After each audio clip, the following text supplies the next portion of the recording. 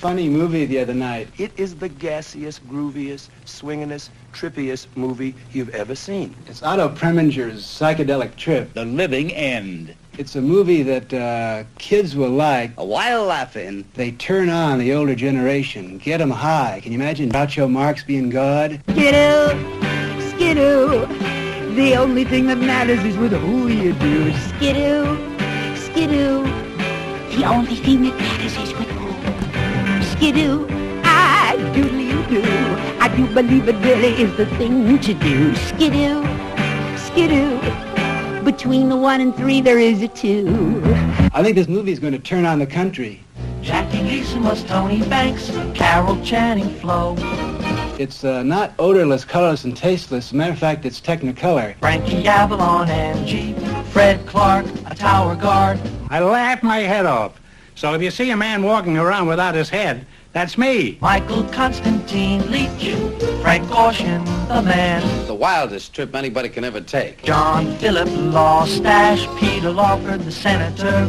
Peter Lawford, a real swinger. Burgess Meredith, the warden. Far out. George Raft, the skipper. Caesar Romero was head chief. Every young person in the country should turn on Mom and Dad by taking to this movie. Mickey Rooney, Blue Chips Packard. It's a gas. Groucho Marx played God in the Otto Preminger film Skidoo-doo-doo-doo. Oh, and please, keep off the grass. And introducing Austin Pendleton as Fred, Alexandra Hay as Darlene, and Luna as God's mistress. Well, you know what I mean. Anybody that don't like that, Daddy, don't like chicken on Sunday. It'll make you love better. It'll make you feel better. And it's even legal. Man wasn't meant to fly. He wasn't meant to go up in the sky. Man wasn't meant for such things. If God wanted man to fly, we'd have wings.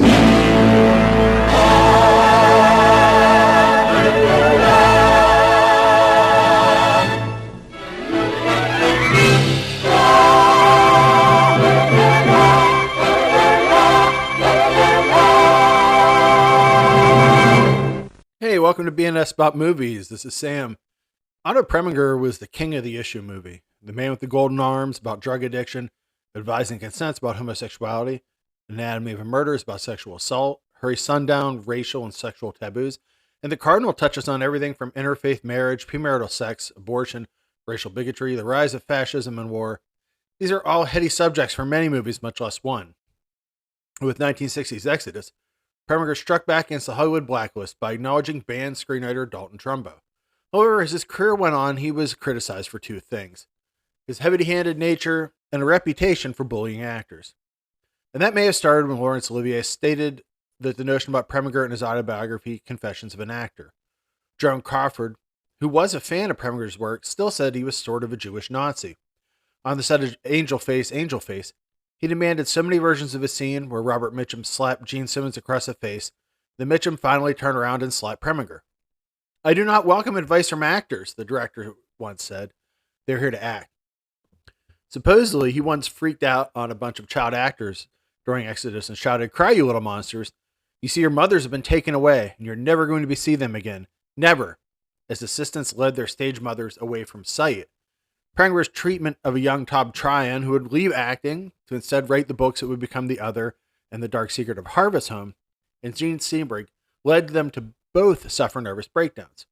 He harangued them to the point of tears on sets, and once he abused Tryon so badly in front of his family they nearly quit The Cardinal, the movie that he would earn a Golden Globe nomination for. That night, after a workday filled with hatred, Preminger would follow classic abusive behavior by taking them to the finest dinners and treating them like human beings. The next day, the cycle would begin again. For his part, Triton always sought to be in the position to fire a director for the rest of his career. Preminger was an iconoclast fighting against everyone: studio heads, producers, actors, censors. It'd take an entire episode for me to share the stories of his life, from guesting on the Batman TV shows Mr. Freeze, to the fact that he had a secret son with Gypsy Rose Lee, fights with Daryl F. Zanuck that led to him being told you'll never work in Hollywood again before doing that, and getting to make the classic film Laura, and the fact that as an actor, he was primarily known for playing Nazis, despite working with Tallulah Bankhead to help them escape Germany during the war. He appears as a German soldier in movies like The Pied Piper, Margin Ferrer, They Got Me Covered, and Stalag 17. So how, of all people, did Otto Preminger get picked to make a movie about LSD? Well, because Hollywood in 1968 was a complete mess. The counterculture had taken full root, and the town was on the cusp of becoming what Tarantino's Once Upon a Time in Hollywood essayed. Out was the clean-cut man's man who had a firm resolve. In was the sensitive, bearded, unsure of his place in the world man. And Preminger was aware of this. That's why he sought out Timothy Leary, the guru of LSD, and took the drug under his supervision. While Leary would say that Preminger was one of his failures, he was also divulged that he was fooled by the director, and he was much hipper than he was. For his part, Preminger yearned to understand the youth culture that was revolutionizing the world. He went from the film being an anti-LSD movie to whatever Skidoo, the movie we're talking about this week, ended up becoming. And as he took acid himself, he said, "I saw things I did not see myself." What he did see was his wife in miniature form. That's something that ends up in this movie. His mindset also changed after spending some time with Tom and John Philip Law. Yes, Danger Diabolic himself. Their house, the castle, was a legendary 60s mecca. If you can name your home, you know it's going to be awesome. Rooms in the castle were rented to young artists and musicians, among them the Velvet Underground and Dylan. A young Harrison Ford was the carpenter. It was a totally different world for an old Hollywood director to visit. I first discovered Skidoo in the Medved brothers' book, The Golden Turkey Awards. For years, it had been a cultural touchstone to me as what makes a bad movie. But I've learned over the years that what many see as trash, specifically the Medved brothers, I discover as treasure. And when I watched the trailer for this film, I was astounded. This movie that I had read about and hated was actually something that I wanted to see. So why did I wait so long to see it? There's two reasons. One's an excuse and the other's reality. The excuse is the film was incredibly difficult to find for years, but now, thanks to the way the internet works, we can call down any movie virtually at any time.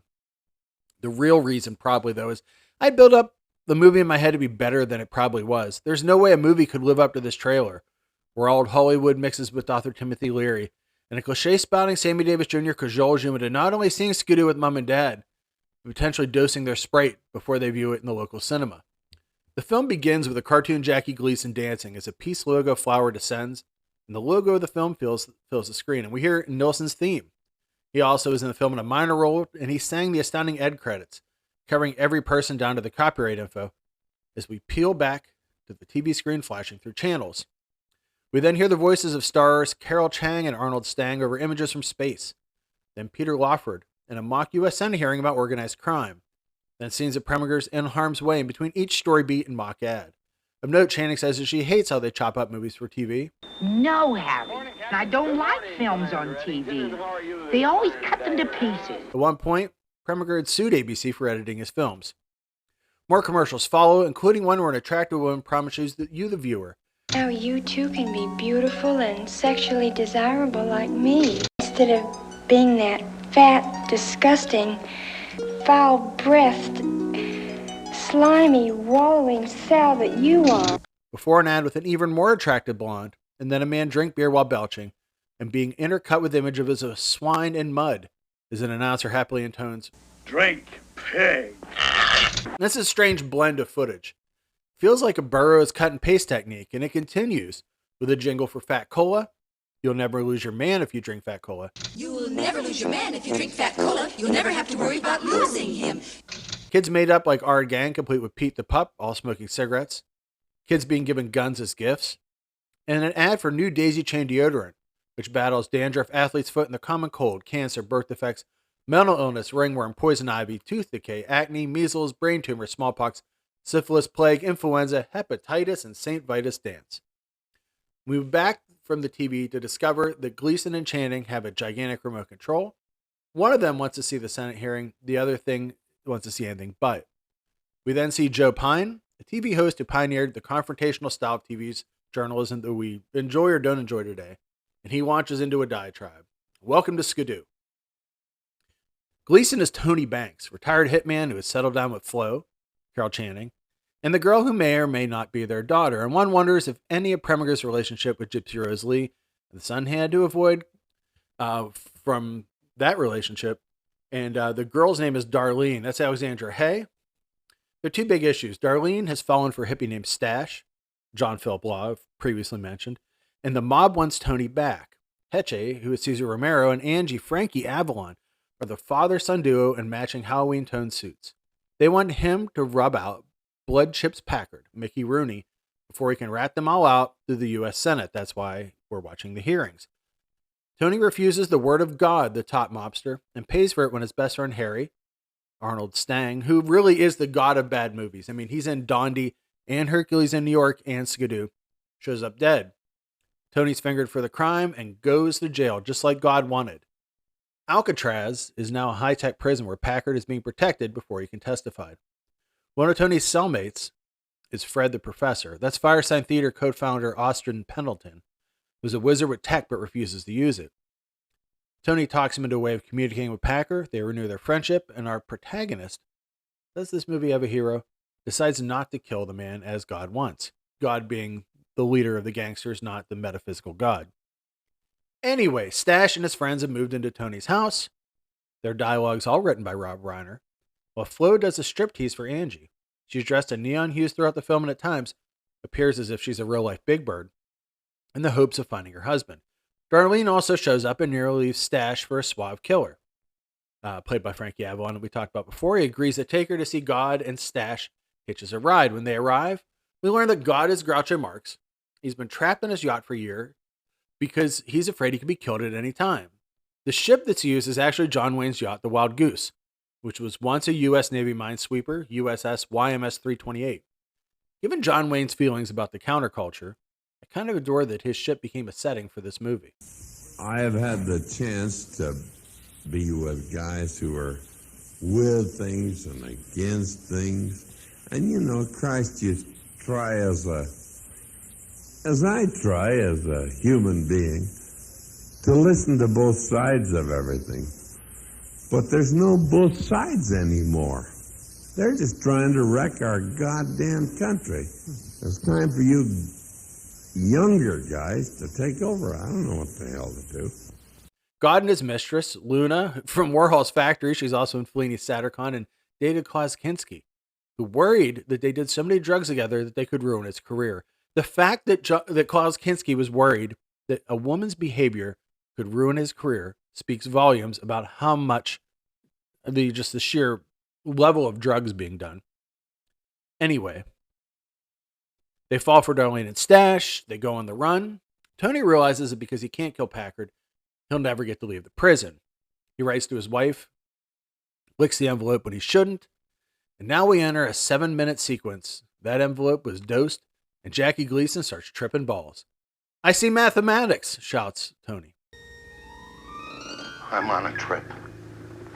As he begins sweating profusely, as the world becomes packed with color, and he learns his dead friend Harry was the father of his daughter. But none of that matters anymore. All is one, and all is love, and acid conquers all, right? Real life did not imitate art, as Gleason would go on to endorse Nixon. Then again, maybe he just did that because he was obsessed with seeing an alien firsthand. A little break here. Did Nixon hide proof of alien life in a time capsule? Is an article that I'm going to refer to. But supposedly, Jackie Gleason, well, it's not supposedly. Jackie Gleason was obsessed with UFOs. Beverly Gleason, his ex-wife, described an incident in the National Enquirer. She said, "I'll never forget the night in 1973 that my famous husband came home, slumped white-faced in an armchair, and spilled out this incredible story to me. He was late. It was around 11:30 p.m., and I'd been worried. As soon as he heard his key turn in the lock of our golf course home in Inverry, Florida, I jumped on my feet and said, 'Where have you been?' His reply stunned me. 'I've been at Homestead Air Force Base, and I've seen the bodies of some aliens from outer space. It's top secret. Only a few people know, but the president arranged for me to be escorted in there and see them. There they were, aliens laying on 4 different tables. They were tiny, only 2 feet tall, with small bald heads and disproportionately large ears. They must have been dead for some time because they'd been embalmed.' This story showed up in the Enquirer, and Nixon's diary does confirm that he was with Jackie Gleason at a celebrity golf tournament on February 19th, 1973. He was delivered at 12:10 p.m. by helicopter to the Inverary Golf and Country Club, where Jackie lived. He was greeted by Jackie. Gleason introduced the president on the 18th green to assembled guests. He spoke for 10 minutes. Then Nixon was helped back and went to his Key Biscayne compound. There are no records. Would they keep records? Who knows? But One of Nixon's confidants, Frank Gannon, said at one point during our labors in San Clemente, I asked Nixon, did he believe in UFOs and if there was anything to Area 51? He raised his eyebrows, rolled his eyes, and I moved right on next to the next subject. Who knows? But anyways, I've read it enough. I've told the story enough. Jackie Gleason got to see aliens. Back to Skidoo. Leach is a cellmate, and it's Michael Constantine. Yes, the head of the Portocalis family from My Big Fat Greek Wedding. He watches all this and says, hey, maybe if I take some of that stuff, I won't have to rape anyone anymore. The 70s, the late 60s, the 70s, anything went, right? I'm not agreeing with this. The hippies mount a rescue attempt as Tony and Fred dose everyone in the prison. Leading to the guards, seeing the Green Bay Packers, who are actually the Orange County Ramblers, taking off their clothes and playing naked. They fly away and end up on God's yacht, where Channing sings the theme song as Tony and Flo consummate their love. There's sun power, gun power, atomic power, fun power, power power, flower power, go power, and flow power. Skidoo, skidoo, the only thing that matters is with who you do. Skidoo, skidoo, the only thing that matters. God reads Gabrielle Van Hin's The Death of God poem, and then Angie and God's mistress get married before the new bride makes out with her father-in-law. This is very confusing. After all this happens, Geronimo, Tom Law, marries Stash and Darlene. To top all that off, God and Fred, now with shaved heads and Hare Krishna rose, set off on a sailboat and smoke a joint. Groucho laughs and says, pumpkin. An extraordinary movie would not stop here. Skidoo does not. Preminger's voice intrudes and says, stop, we are not through yet. Before you Skidoo, we'd like to introduce our cast and crew. Stop! We are not through yet. And before you Skidoo, we'd like to introduce our cast and crew. And that's when Nilsson comes in. Jackie Gleason was Tony Banks, Carol Channing Flo, Frankie Avalon, Angie, Fred Clark, a tower guard, Michael Constantine Leach, Frank Gorshin, the man, John Philip Law, Stash, Peter Lawford, the senator, Burgess Meredith, the warden, George Raft, the skipper, Cesar Romero was head chief, Mickey Rooney, Blue Chips Packard, and Groucho Marx played God in the Otto Preminger film Skidoo. Skidoo has tons of cameos. Gosh, let's go through them.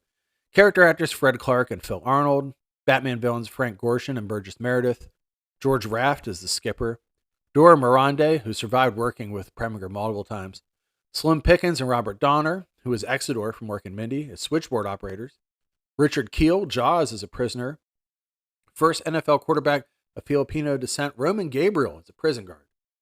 Did the kids get Skidoo? Well, no.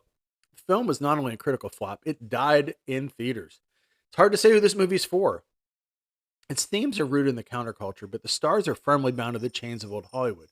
You practically expect to feed them Tannis root and steal your baby, not turn you on and help you drop out. But maybe Preminger was trying to connect with his hidden child, who at the time of filming was living as a hippie in New York's Greenwich Village. And maybe he was making the kind of movie that it would take almost 50 years to be appreciated. I love that Groucho Marx is in this. It's his last film. He also tripped on LSD with Paul Krasner to get ready. Preminger browbeat the 78-year-old Marx brother into bringing back his old grease paint mustache for this role. And he treated him as you'd expect Otto Preminger to treat an actor. This led to Jackie Gleason physically threatening Preminger's life if he tried the same antics. Look, I spent more time writing and recording this podcast than I probably did watching this film, but my efforts lead to you to watching it for itself. I feel like I did my job. There's some references I used in the New York Times obituary of Preminger, a Paul Krasner article about tripping with Groucho Marx, and a New York article, Balance of Terror, which was also about Preminger.